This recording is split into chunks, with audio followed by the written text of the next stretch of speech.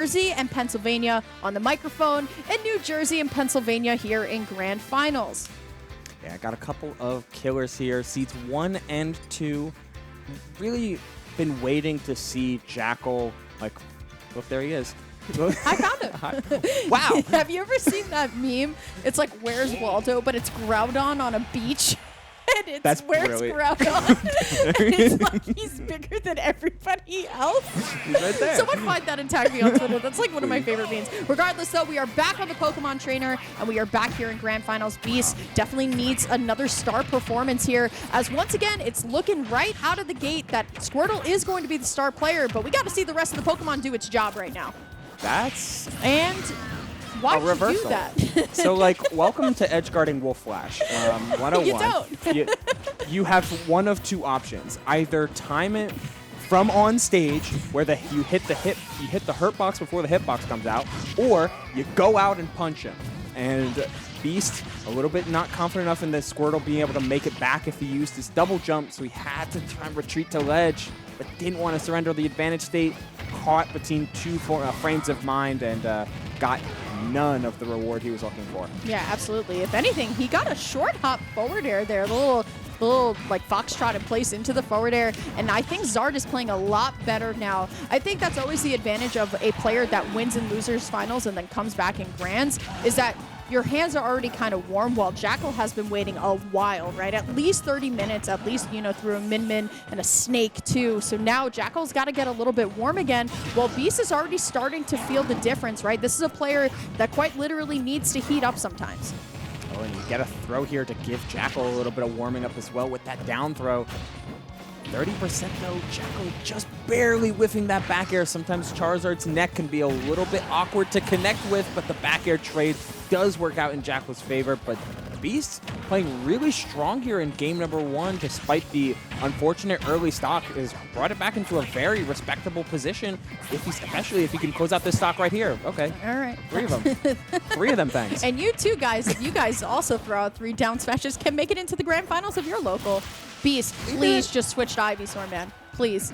Your life would be so much easier if you stopped going for Squirtle down smash and just hit it the down air, please. Honestly, I kind of respect it because it's Beast acknowledging his player flaw of, I'm really bad with Ivysaur down air specifically. So you know what? What if I just kept playing Squirtle up until a position where you're back on stage? The shield break, that's anything you want, really. Any way you want it. That's the way. Any way you want it. Anyway, like you were saying, Ubel, this is very doable now for Beast, especially if we get the Squirtle combos in here. That, you know, going off there, stock 1 just kind of happens. Sometimes Beast is kind of a circus player. Sometimes you just hear the circus music go. But now Ivysaur going to try and get the shine needed. I like that from Jakal, though. You know, using the air dodge to come back on. The Wolf Flash is going to at least set him up into position here, trying to punish the Flare Blitz. It's not going to be enough, but Beast going to be able to grab ledge every single time. Now he's going to own center stage, at least for a moment. Look at this, though. Jakal waiting for him to strike first, as now Beast at 157. Beast Hit him. Beast at these really high percents just is waiting for you to mess up on stage. Despite that ledge interaction, which was well played by Jakal, standing at the perfect distance to make sure he could pressure with F-tilt, pressure with down tilt, but not get hit by a Charizard get-up attack. But I think the biggest moment is like we watch Beast with these super high percents, even going back to Winners Finals lyric, we would watch him like hold shield for a really long time. Just like, hey, Jakal, do something I'm safe so I can grab you, or do something I'm safe so I can up smash you. And Jakal just isn't going to give that to you at this level. So you either have to make something happen, or in those shield standoffs, be willing to try and take a risk. And it's uncharacteristic of Beast to not want to take those risks, but he really is playing with a ton of respect here for Jakal, which can kind of make him a little bit cautious. Yeah, I think that point I want to extend upon, right? You know that Jakal is able to turn around situations extremely well. Now, it's not to knock on Beast every single time that he's letting Jakal get back for free, but he's making sure those reversals don't necessarily happen all the time. So honestly, it's just a kind of a show of respect too, while Beast is trying to do his usual style of going in and just kind of playing for the crowd here. Still going to find the forward throw and going to be able to avoid the Wolf Flash at this point.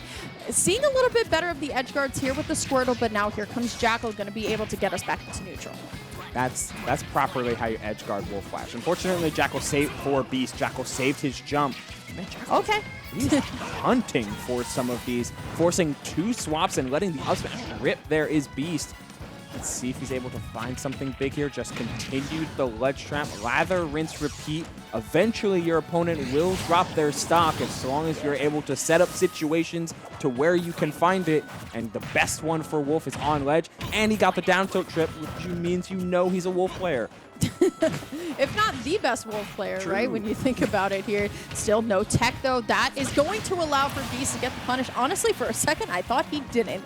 A little bit scared. I would have been sad. Yeah. Sometimes it's like, oh, you have it guaranteed, and then it's like, oh, you don't see it. Trying to use the side special to potentially close up space, though, but Jakal, once again, beautifully spaced. Nairs are going to be enough here. Let's look at this. Jakal just waiting for his time to come on in and just instead stopping every Beast approach with a Nair, with a tilt, and that's got to be very frustrating if you're Beast. You want to find a way in, but look at this. Hold on. Oh, what a reversal there with the Pokemon swap with that down B. Able to use that as a pseudo air dodge and then instantly put out the neutral air. Even if Beast traded, that was well in his favor. And Jakal going a little bit too hard in that edge guard, resulting in him being down a stock, even if it wasn't for very long.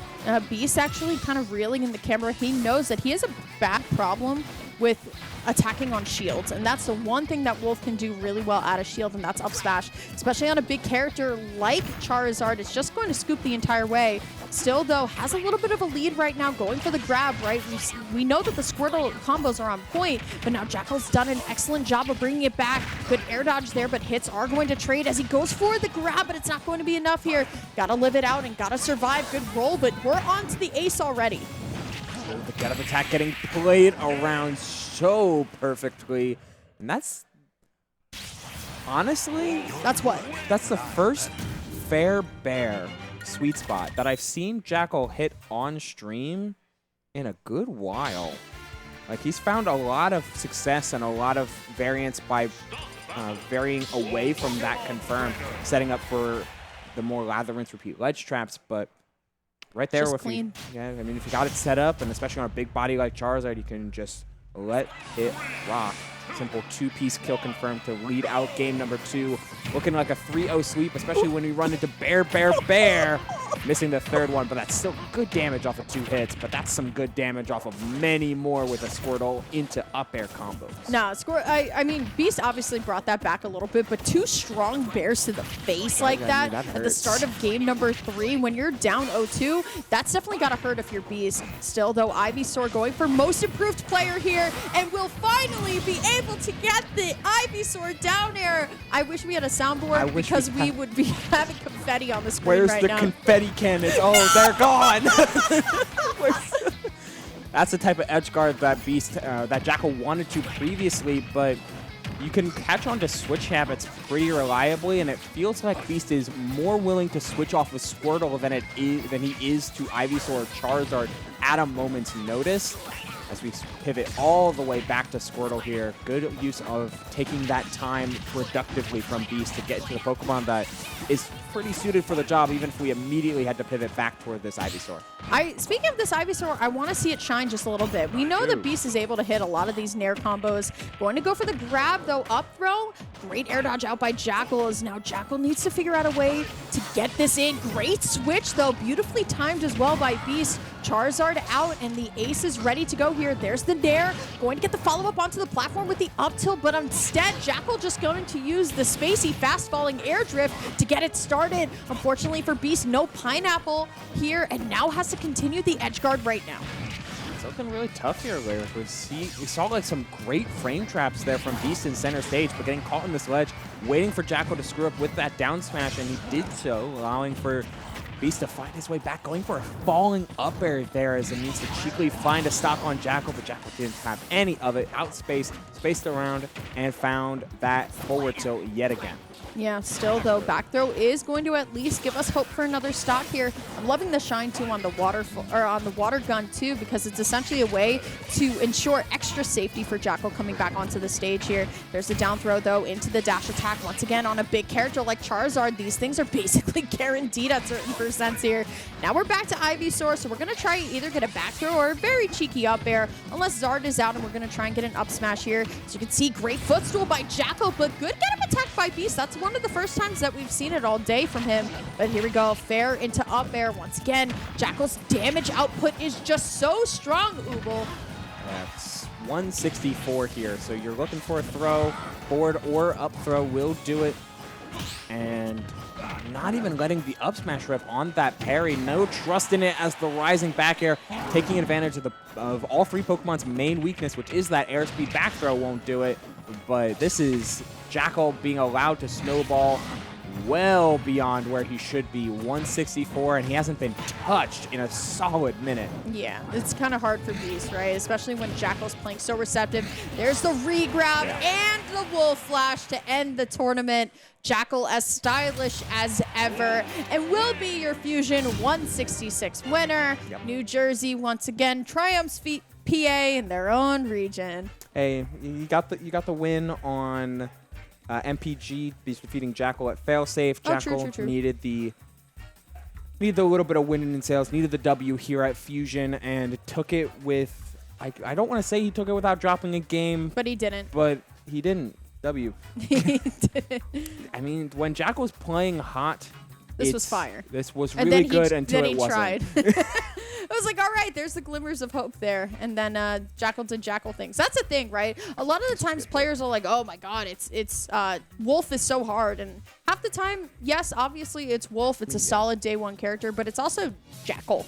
You know what I mean? It's Jakal at the end of the day, a player who understands how to read and read you to Kingdom Come. And honestly, on a player like Beast, who's still trying to figure it out, I mean, he's gotten his sets here and there, but once again, could have gone horribly wrong, but I hate to throw my own underneath the bus right now, but Beast definitely won more games on stream with Falco today than Pokemon Trainer. Says a lot, I guess. Maybe you should go to the Fox Falco as opposed to the PT Falco. Yo, I wanted him to try Fox, I'm not gonna lie. Would have been fire. Would have been interesting. But Jakal is going to take that, and I feel like that's to go off of your point that you made a little bit earlier, like, Wolf is one of those characters that, yeah, he's very bare bones, and yes, he's very, like bread and butters, fundamentals focused, but that does require you to make a lot of these decisions and make a lot of these reads. But when you're as experienced with going to as many brackets as players like Ouch and Jakal have, getting used to typical player habits and typical gut reactions is just part of learning the game at a high level. And Jakal able to show that off right here today by finding those clutch reads and even going for a lot of ones that he typically wouldn't at a major tournament, but it worked out in his favor here today to win Fusion number 166 and send us into the evening with a W. Really great stuff. For sure. I mean, we got some good fire stuff heading up over the weekend, too. Make sure you guys go and support Alpha as well. Yeah. There's a big pot bonus on that. I believe it's $3,000 in singles. That's a lot of money, okay? That's a lot of money. We have not seen a $3,000 pop bonus for anything in a really long time. So make sure you guys go on ahead and support Alpha this weekend. We got SmashCon coming up next weekend. And yeah, it's going to be a nice little hot ending for the summer of Smash. We had Smash Factor last night, Gauntlet last weekend. So it's nice to see all of these big events come into kind of play here. So we're getting some really hot Smash Bros lately. Yeah, a good series of events leading forward. But we got to get through each weekend at a time, so make sure you check out Alpha. Make sure you check out SmashCon when it comes, and take it one step at a time, one weekly at a time, because, oh boy, there's a lot of them in Tri-State.